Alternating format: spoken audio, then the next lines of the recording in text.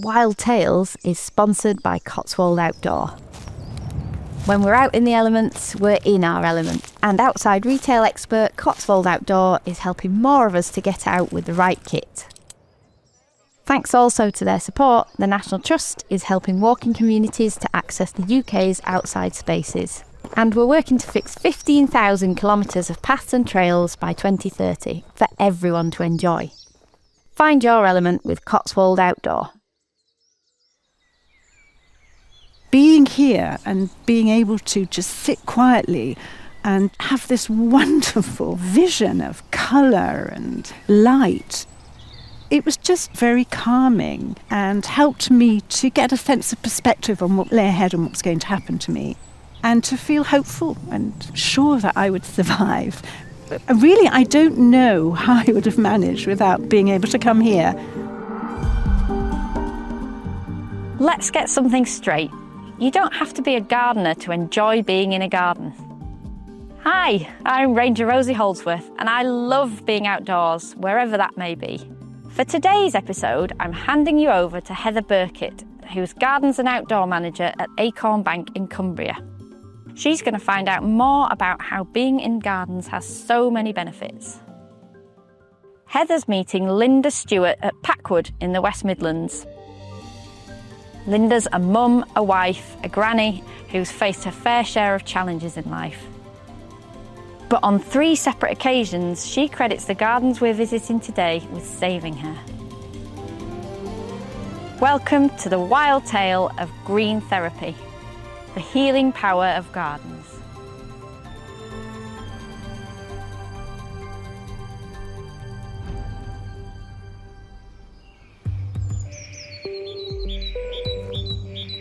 Just entered.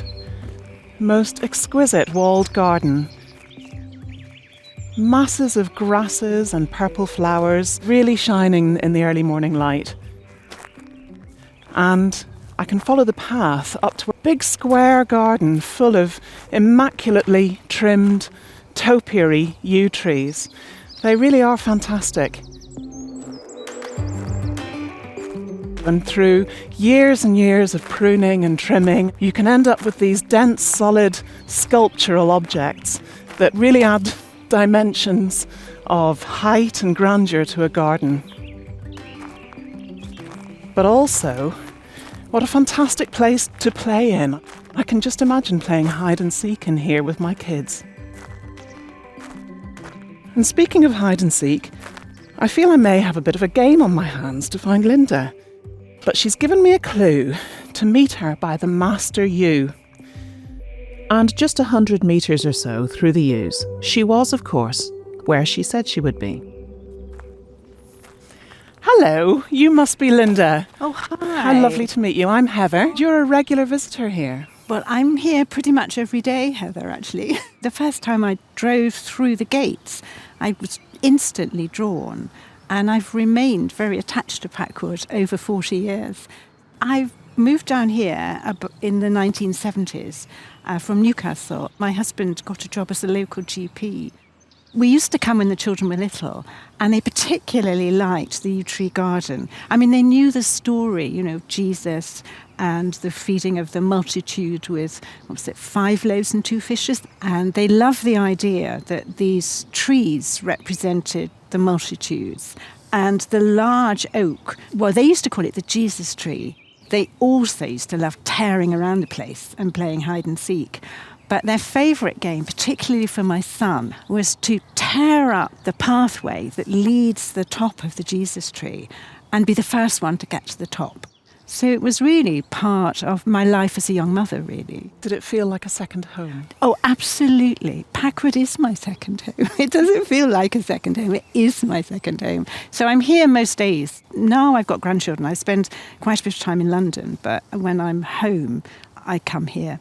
But as well as turning to Packwood in her happiest times, Linda has used the garden to get through some really tough times in her life. The first when her youngest child, her son, has some devastating news in his 20s.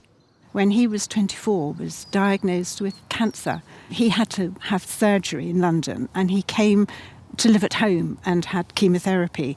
A diagnosis of cancer is a terrible shock to the individual and to a family, and you feel that your life's been fractured and control's been taken away from you, and you get very fearful and anxious and worried. It's like you're in a foreign country. You don't have a map to find your way around. People speak a different language, about markers and blood tests. I remember coming here in the days before he started his chemotherapy. I think it's well known now, isn't it, that actually being in green spaces, being in gardens, being in nature generally is really good for your physical health and your mental health in everyday life. But I think that it's particularly true when you're struggling with a personal crisis, a family crisis. Being in this space helped me to cope with that crisis. This garden, I think, has been in existence for centuries. And I remember thinking that women like me have probably come to this place over centuries. And they'd be mothers, and they would have worries and concerns, and they would come here and unburden themselves probably. And that I was just one person in a whole sort of history of women struggling with the problems that life brings. And so it helps you to get things into perspective. It's so difficult here not to lose yourself into the landscape, and it's a very calming and restorative landscape for me. There's something about spending time, quiet time, in green spaces that it's a gentle kind of peace, isn't it? With the background noise of the bees buzzing and the lawnmower going in the background, that gives you something to focus on, I think. Yes. Allows your mind to switch off that internal monologue. And just being silent, being quiet, it actually stills your mind. Linda's son goes on to make a full recovery, and he's now in his 40s with a family of his own. But it isn't the only family crisis Linda is to face. Life is about to throw another diagnosis her way, and this time it's her own. As we head away from the Jesus tree and back towards the house, it becomes clear Linda turns to a different part of the garden to help her cope this time. Packwood is a garden of many different spaces. Is there particular places here that mean more to you than others, apart from the Jesus yew? Yes, yeah. Well, particularly these borders, I think. What I'm looking at the minute at is the golden yellow of Stipa gigantea, peppered through with purples of sages and oreganos, with a little bit of silver here and there. I'm really impressed that you have all the botanical names. I don't. But at the height of summer, you get some vivid oranges, some bright oranges, and some reds. You get a lovely view of the borders if you sit on the benches in front of the house. And it's this spot Linda turns to when she gets her own devastating news. So in 2013, I was diagnosed with a brain tumour. It was affecting my speech and my vision and my balance. It had to be removed. I was comforted by the fact that the tumour was benign. So, hopefully once it was out, I would be able to get on with my life. But brain surgery is a bit scary. It was a shock, it was a tremendous shock. And there was, again, this sense of fear, I guess, and concern and anxiety about what lay ahead. Again, I would come to the garden and I would sit on a bench in front of the house and look at the borders. And they were just so beautiful. Being here and being able to just sit quietly and just have this wonderful vision of colour and light. It was a particularly beautiful June, as I remember. It was just, again, very calming and helped me to get a sense of perspective on what lay ahead and what was going to happen to me, and to feel hopeful and sure that I would survive. But really, I don't know how I would have managed without being able to come here and just be comforted and encouraged by the beauty of nature at Packwood. Linda's health is boosted from simply being in a garden. But as a gardener myself, I want to find out more about the benefits of the act of gardening. So we walk through Packwood to find someone who knows about the power of gardening. So this garden means so much to you. You love being here.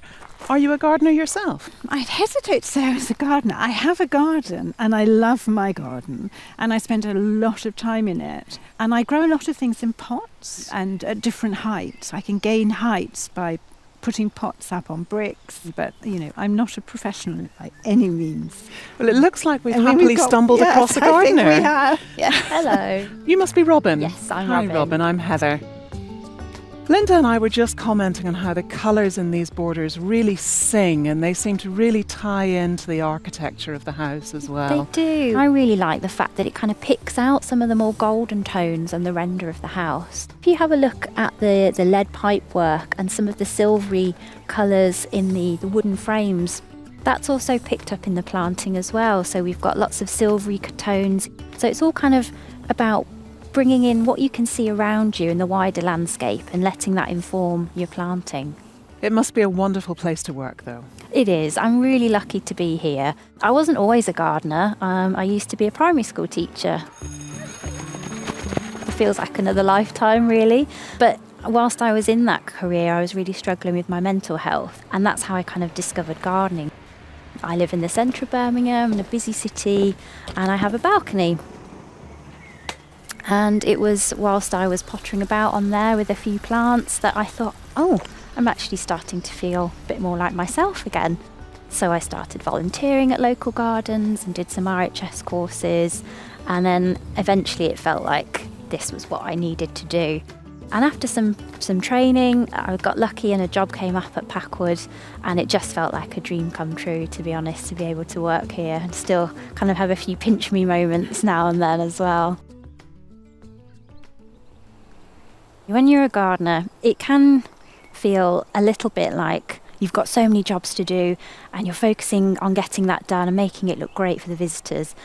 But it's also really important to take a step back and to just be in the space sometimes and just think, look at the light on that, look at the colour of this, look at that bee, and just having those moments throughout the day, because it just feels like it's a part of you, and it feels like if you're not doing it, you just don't feel quite yourself. Yeah. And do you feel that working in gardens now and working at Packwood supports your mental health now? 100%, definitely. Even if it's just simple tasks like deadheading or weeding, which I personally really enjoy, it's actually quite meditative. It gives you that space to kind of just think things through and process your thoughts, and you often feel a sense of calmness, peace afterwards, and maybe you've been able to kind of work through a niggly problem in your mind or something. There's been a bit of research into it about having a certain level of complexity in the task that keeps you absorbed, but it's not so much that you're getting quite stressed and anxious about it. Linda, does this ring a bell for you? Oh, absolutely. You're talking about gardening being good for your mental health, which reminds me of the time after my surgery. I just rather naively thought that once it was out, and I'd just get on with my life. And I discovered that actually it wasn't like that at all. My brain was very racy and fizzy and lots of thoughts just jumbling around in my head. And I had some help from a neurologist, and we came up with a program which was largely just exactly what you were saying about being in a garden, being in a green space, and just being able to relax and be quiet, to find little places where I could be on my own. Nature has a pattern. There's a rhythm to the seasons, and there's a calmness to that process. And actually walking helped me hugely. I would, in the winter, I would pull on my wellies and just walk across the fields.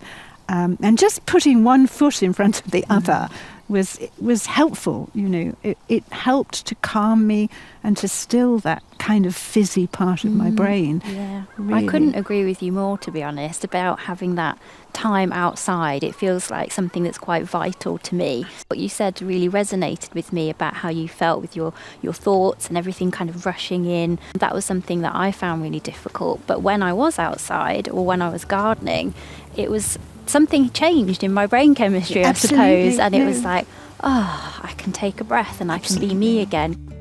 As I leave Robyn behind, feeling like we'd had a bit of a heart-to-heart and put the world to rights, and Linda and I head off to explore more of Packwood, I'm reminded of the calmness and peace of mind that can come from being outside.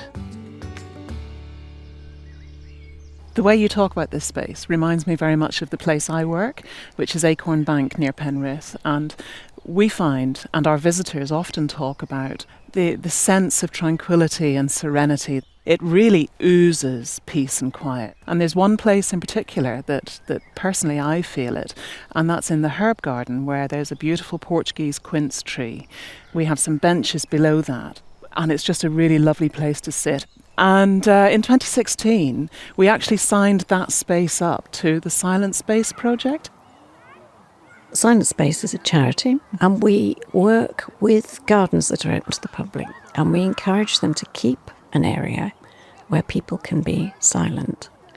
It's a little bit like the quiet carriage on a train.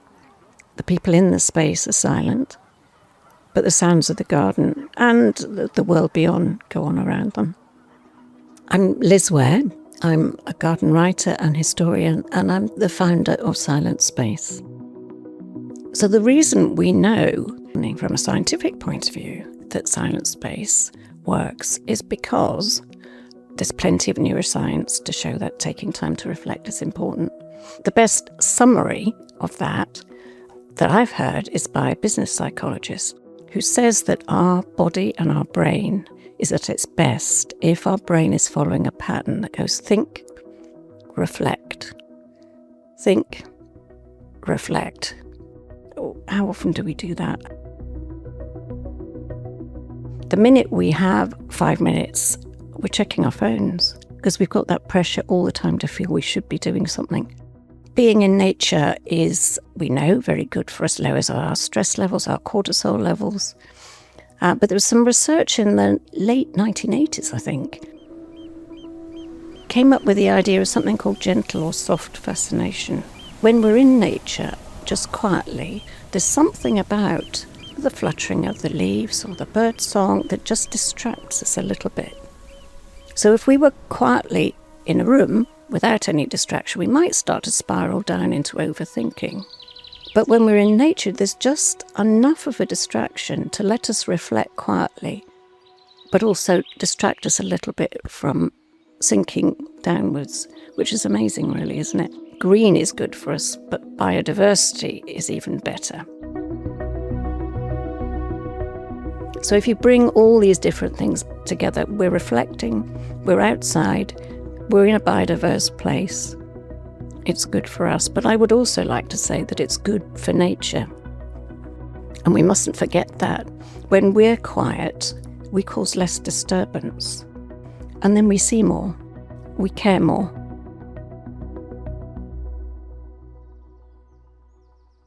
I want to see more of Packwood's garden and countryside, potential places to sit silently. Have you got any more places in the garden that you'd like to show me? Well, actually, maybe just one place, Heather, and that's my secret bench. So maybe we should take a walk over there and we can sit on my bench. So we leave the borders and the yews behind, head down a path towards the house and take a sharp left. So we follow this yew tree hedge, and round the corner we will find this quiet space. And this is the space Linda sought solace in when a third huge life event was thrown her way. Except this time, it's something all of us experience. So this is my secret bench, and I thought we could just sit on there for a while and take in the views. Do you want to have a seat? Oh, yes, please. Okay. Sitting on Linda's secret bench, which won't be so secret anymore, she tells me how important this part of the garden becomes to her in March 2020.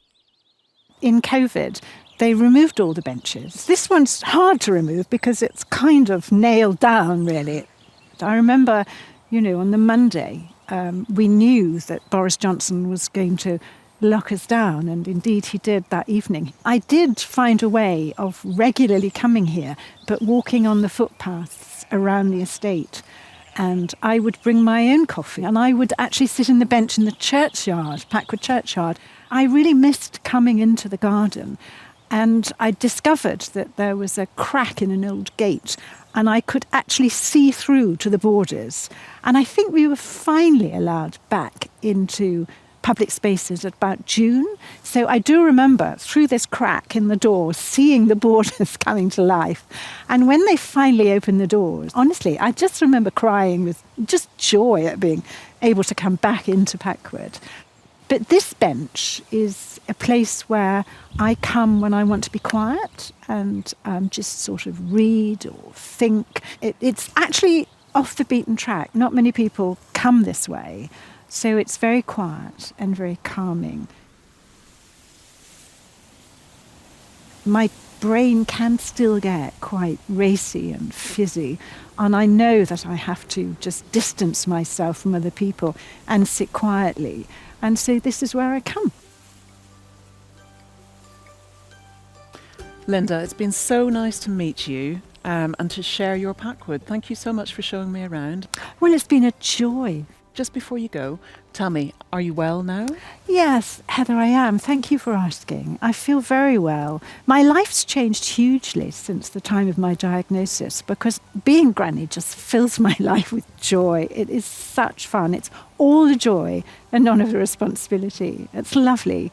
I think it's fair to say that you never totally recover from brain surgery. You kind of learn to live with it. I just need to make sure that I have some quiet time. Inspired by Linda's story and how she uses the garden and outdoor space at Packwood, the garden team have set aside 2 areas to be a silent space, including Linda's now not so secret bench.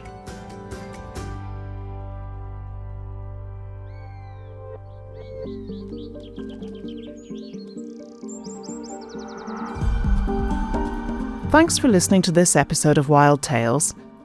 If you'd like to hear more inspiring stories about being in nature, why not try listening to Nature Fix, another podcast from the National Trust.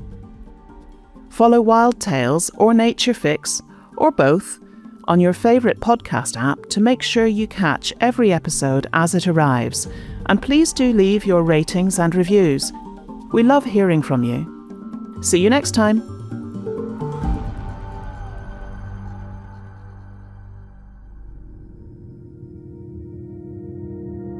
Wild Tales is sponsored by Cotswold Outdoor, your outside retailer and epic guides to adventure. Quick breathers, calming walks, or heart-pounding hikes, we feel better when we get out more. Find quality kit and 50 years of outdoor wisdom. Plus, National Trust supporters get 15% off walking kit in-store and online. Feel in your element, in the elements at Cotswold Outdoor.